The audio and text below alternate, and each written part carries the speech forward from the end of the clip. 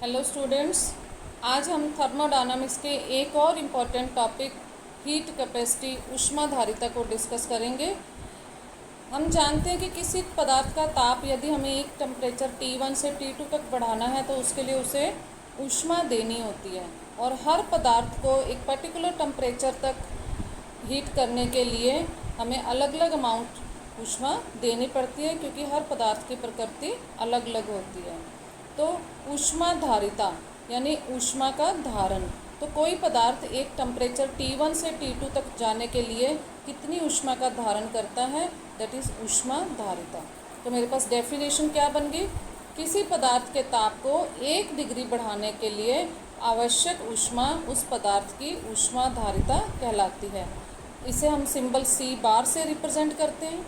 मान लीजिए मैंने किसी पदार्थ का ताप T1 से T2 बढ़ाया, ठीक है, तो उसके लिए मुझे ऊष्मा उसको कितनी देनी पड़ी, क्यों ऊष्मा मैंने दी, तो उसके लिए मेरे पास फॉर्मूला क्या बन गया mathematically, C bar is equal to Q upon T2 minus T1। और अगर टेम्परेचर T1 से T2 अंतर बहुत कम है तो उसे हम dt से भी रिप्रेजेंट कर सकते हैं, तो फिर हो जाएगा C bar is equal to del Q upon dt, और इसके मात्रक होंगे जूल पर केल्विन। और अगर हमने पदार्थ की मात्रा भी साथ में बताई हो कि पदार्थ कितने पदार्थ की जो है मात्रा, कितनी मात्रा का टेम्परेचर T1 से T2 बढ़ाना है, तो फिर मेरे पास दो नई टर्म आ जाती हैं, ग्राम अणुक ऊष्माधारिता यानी 1 ग्राम पदार्थ की ऊष्माधारिता, और मोलर ऊष्माधारिता यानी 1 मोल पदार्थ की ऊष्माधारिता। इनमें से जनरली हम मोलर ऊष्माधारिता को टर्म को ज़्यादा यूज़ करते हैं, और उसके लिए सिंबल यूज़ करते हैं। C बार की बजाय हम सिंबल यूज़ करेंगे C, only C, capital C, और यूनिट बन जाएंगे जूल पर केल्विन पर मोल। और हीट कैपेसिटी टर्म जो है वो जनरली गैसीय तंत्र के लिए यूज़फुल होती है। प्रैक्टिकली जो है हम देखेंगे कि हमें जनरली गैसीय तंत्र के लिए इस टर्म को डिस्कस करना होगा। तो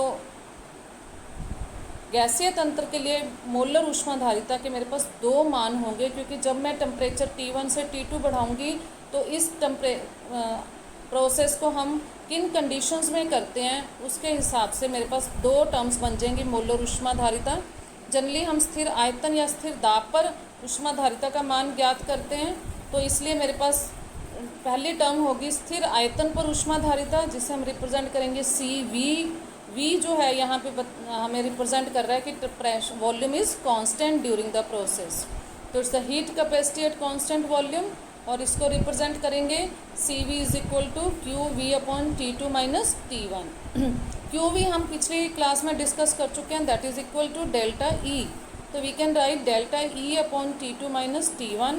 और अगर टेम्परेचर में इन्फाइनेटली स्मॉल चेंज हुआ है, मीन्स dt चेंज हुआ है, देन इट विल बी करली E बाई करली T at constant V। Derivative form में हम इसे इस प्रकार लिखते हैं। इसी तरह स्थिर दाब पर ऊष्माधारिता CP से रिप्रेजेंट करेंगे, और वो हो जाएगी QP upon T2 minus T1। QP हम अगेन अपनी पिछली क्लास में डिस्कस कर चुके हैं, that is equal to delta H। तो इट्स जो है वो, तो हम लोग QP को रिप्लेस कर देंगे विद डेल्टा H। और अगर मेरे पास ये चेंजेस बहुत स्मॉल चेंजेस के लिए लिखना हो तो it's the curly H upon curly T at constant V। Then ऊष्माधारिता जो है C बार, जिससे हमने रिप्रेजेंट किया था, दैट इज़ मात्रात्मक गुण, विस्तीर्ण गुण, क्योंकि उसमें हमने पदार्थ की मात्रा की कोई बात नहीं करी थी, तो वहाँ हम जितनी ज़्यादा मात्रा लेंगे तो उतनी मात्रा का ताप 1 डिग्री बढ़ाने के लिए हमें नेचुरल है उतनी ज़्यादा ऊष्मा देनी पड़ेगी। मान लीजिए मैं 5 ग्राम पदार्थ ले रही हूँ, उसका ताप अगर मुझे 1 डिग्री बढ़ाना है तो उसके लिए जो हीट चाहिए, और दूसरी बार मैं 20 ग्राम पदार्थ ले लेती हूँ, तो नेचुरल है मुझे 5 ग्राम की बजाय 20 ग्राम पदार्थ का ताप 1 डिग्री बढ़ाने के लिए उससे 4 गुना ऊष्मा की ज़रूरत होगी। दैट मीन्स ऊष्माधारिता मात्रात्मक गुण है, विस्तीर्ण गुण है। इसके बारे में हम चैप्टर की स्टार्टिंग में बेसिक टर्म्स डिस्कस करते हुए भी डिस्कशन कर चुके हैं। और मोलर ऊष्माधारिता, मोलर ऊष्माधारिता टर्म जो है वो आप ध्यान दीजिए, दैट इज़ द पर मोल। एक मोल पदार्थ का ताप 1 डिग्री बढ़ाने के लिए आवश्यक ऊष्मा। तो 1 मोल, वहाँ हमने अमाउंट स्पेसिफाई कर दिया कि हर बार 1 मोल पर मोल है, तो पर मोल तो हमेशा फिक्स होगी ऊष्मा। दैट मीन्स मोलर ऊष्माधारिता एक मोल पदार्थ का ताप 1 डिग्री बढ़ाने के लिए आवश्यक ऊष्मा की मात्रा हर पदार्थ के लिए, एक गिवन पदार्थ के लिए फिक्स होगी। दैट मीन्स वो मात्रा स्वतंत्र गुण होगा, विशिष्ट गुण होगा। ये बात आपने विशेष ध्यान रखनी है। तो अगर आपसे पूछा जाए ऊष्माधारिता तो इसका मात्रात्मक गुण, और मोलर ऊष्माधारिता या ग्राम अणु ऊष्माधारिता पूछा जाए तो दैट इज मात्रा स्वतंत्र विस्तीर्ण। अब हम लोग डिस्कस करते हैं thermodynamic relationship between CP and CV. ऊष्मागतिकीय रूप से सीपी और सीवी आपस में कैसे संबंधित हैं, आइए देखते हैं। हमने डेफिनेशन करी है सीपी की। CP is equal to curly H by curly T at P, और सीवी को हम लिखते हैं curly E by curly T at constant V.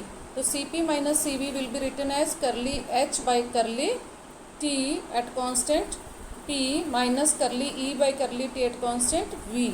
और हमने एंथैल्पी की डेफिनेशन भी डिस्कस करी है। We know H is equal to E plus P V. तो इस समीकरण 6 को H is equal to E plus P V को अगर मैं डिफ्रेंशिएट करूँ with respect to T at constant pressure तो मेरे पास समीकरण 7 आएगी। कैसे? करली एच, क्योंकि जब हम कंडीशन लगा देते हैं एट कॉन्स्टेंट प्रेशर, ठीक है, तो दैट मीन्स जो है वो डी की जगह हम लिखेंगे करली, क्योंकि पार्शियल डिफ्रेंशिएशन होगा। तो curly H by curly T at constant P is equal to curly E by curly T at P plus, क्योंकि प्रेशर कांस्टेंट है तो उसका डिफ्रेंशिएशन नहीं होगा, वो बाहर आ जाएगा। तो P as it is, differentiation सिर्फ वी का होगा, that will be curly V by curly T at constant P. अब समीकरण 5 और 7 से हमारे पास क्या आ गया, तो मैं curly H by curly T at P की जगह पुट कर देती हूँ ये curly H by curly T at P, इसको सब्स्टिट्यूट करती हूँ इक्वेशन नंबर 7 से। तो मेरे पास क्या चीज़ आएगी, ये equation as it is minus curly E by curly T at constant V, ठीक है। देन स्थिर दाब पर हम जानते हैं कि internal energy E is a function of volume and temperature. ये अगेन हम अपने पिछली क्लास में भी डिस्कस कर चुके हैं कि अगर दाब स्थिर हो तो इंटरनल एनर्जी वॉल्यूम और टेम्परेचर का फंक्शन होती है। और अब अगर इसको यहाँ मैं ले रही हूँ change in internal energy, that will be written as D E. तो total change in internal energy कैसे होगा, क्योंकि दो वेरिएबल्स का फंक्शन है, तो पहले हम एक को वेरी करेंगे, दूसरे को कांस्टेंट रखेंगे, फिर हम दूसरे के विद रिस्पेक्ट टू डिफ्रेंशिएट करेंगे पहले को कांस्टेंट रखते हुए। तो क्या आ जाएगा मेरे पास, change in internal energy D E, small change in internal energy D E will be written as curly E by curly V at T, temperature को यहाँ देख रहे हैं मैं कांस्टेंट रख रही हूँ, इनटू डी वी, क्योंकि करली ई बाई करली वी यहाँ शो कर रहा है rate of change of internal energy with volume at constant T. Exact differentials का अगर हमें चेंज देखना हो तो हम इस प्रकार से देखते हैं, plus curly E by curly T at constant V into D T. अब इस समीकरण को अगर हम दोनों ओर डी टी का भाग दे दें और स्थिर दाब की कंडीशन लगा दें तो मेरे पास इक्वेशन क्या हो जाएगी। अब क्योंकि मैं यहाँ कंडीशन लगा रही हूँ स्थिर दाब की, तो ऊपर वाली इक्वेशन का डी ई जो है, this D E will change to curly E, and D T का भाग देना है तो वो भी लिखा जाएगा करली टी, क्योंकि यहाँ हम डी नहीं लिखेंगे क्योंकि कंडीशन एट कांस्टेंट प्रेशर। तो जब एक वेरिएबल कांस्टेंट हो तो कंप्लीट डिफरेंशियल जो है वो पार्शियल डेरिवेटिव्स में चेंज हो जाते हैं। तो it will be curly E by curly T at constant P, and this is equal to curly E by curly V at T into D V, ऊपर वाला क्या बन जाएगा, curly V upon curly T at P plus this D T को D T से भाग देंगे तो वो 1 हो जाएगा। This D T will when divided by D T it will be 1, तो मेरे पास बचेगा क्या, D curly E by curly T at constant V, ठीक है। This is equation number 9। Then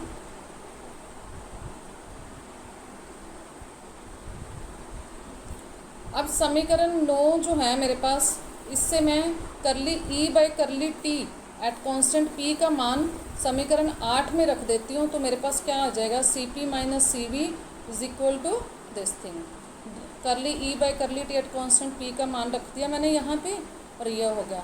तो ये जो है curly E by curly T at constant V plus sign का था, यहाँ ये माइनस साइन के आपस में कैंसिल हो जाएंगे, तो मेरे पास टर्म क्या बचेगी, curly E by curly V at T into this plus this. ठीक है, तो दैट मीन्स अब यहाँ पे curly V by curly T at P जो है वो कॉमन आ गया मेरे पास, और मेरे पास ये इक्वेशन आ गई, इक्वेशन नंबर 10। ये इक्वेशन नंबर 10 वैसे मुझे बता रही है thermodynamics relationship between Cp and Cv। अब यहाँ हम इस इक्वेशन को थोड़ा और सिंप्लीफाई करते हैं आदर्श गैस के लिए। आदर्श गैस के लिए curly E by curly V at constant T जो है वो 0 होता है। स्थिर ताप पर अगर हम इंटरनल एनर्जी में चेंज करें with respect to volume, means volume change करें एट कांस्टेंट टेम्परेचर, तो इंटरनल एनर्जी में कोई चेंज नहीं आता। ये हम प्रूव करेंगे थर्मोडायनामिकली अपनी नेक्स्ट क्लास में। अभी आप इसको एक बार ऐसे ही समझें। तो जब मैं ये पुट करती हूँ तो समीकरण 10 मेरे पास क्या बन जाती है, Cp minus C V is equal to P into curly V by curly T at constant P. अब 1 मोल आदर्श गैस के लिए हमें पता है P V is equal to R T. अब इसको अगर मैं टी के संदर्भ में स्थिर दाब पर अवकलित कर दूं तो मेरे पास क्या बन जाएगा, दाब स्थिर है तो इसलिए इसका डिफ्रेंसिएशन नहीं होगा, पी एज इट इज़, खाली वी का डिफ्रेंसिएशन होगा, that will be curly V by curly T at constant P is equal to R, क्योंकि टी का derivative with respect to T 1 होगा अभी। तो दैट मीन्स इस चीज़ को मैं, ये जो मेरे पास आ गया इक्वेशन नंबर 12 को अगर मैं सब्सटीट्यूट कर दूँ इंटू इक्वेशन नंबर 11 तो आप देख रहे हैं मेरे पास कितनी सिंपल इक्वेशन रहेगी, Cp minus C V is equal to R, and R you know it's a gas constant. That means आदर्श गैस के लिए Cp व Cv का अंतर हमेशा स्थिर होता है और वो R के मान के बराबर होता है। और संघनित तंत्र यानी लिक्विड और ठोस के लिए Cp और Cv का मान लगभग बराबर होता है। क्यों? क्योंकि ठोस व द्रवों के लिए हम लोग जो हैं वो Cv का मान हमें ज्ञात करना मुश्किल है, क्योंकि Cv का मतलब है एट कॉन्स्टेंट वॉल्यूम। तो वॉल्यूम को कांस्टेंट मेंटेन करना प्रैक्टिकली मुश्किल होता है, प्रैक्टिकली प्रेशर को कांस्टेंट करना आसान होता है, क्योंकि प्रेशर कांस्टेंट का मतलब आप एटमॉस्फेरिक प्रेशर पे एक्सपेरिमेंट करें और वो एटमॉस्फेरिक दाब ही आपके जो है सिस्टम का दाब होगा, and that will remain constant through out the process. तो जो है, और प्रैक्टिकली हम ठोस और द्रव के लिए Cp के मान तो इजीली लैब में डिटर्मिन कर लेते हैं, Cv के मान जो ज्ञात करना मुश्किल होता है। पर यहाँ हमें अगेन सहूलियत मिलेगी कि ठोस व द्रव के लिए Cp Cv के मान लगभग बराबर हैं, इसलिए जहाँ भी हमें Cv की ज़रूरत होगी हम Cp का ही मान पुट करेंगे।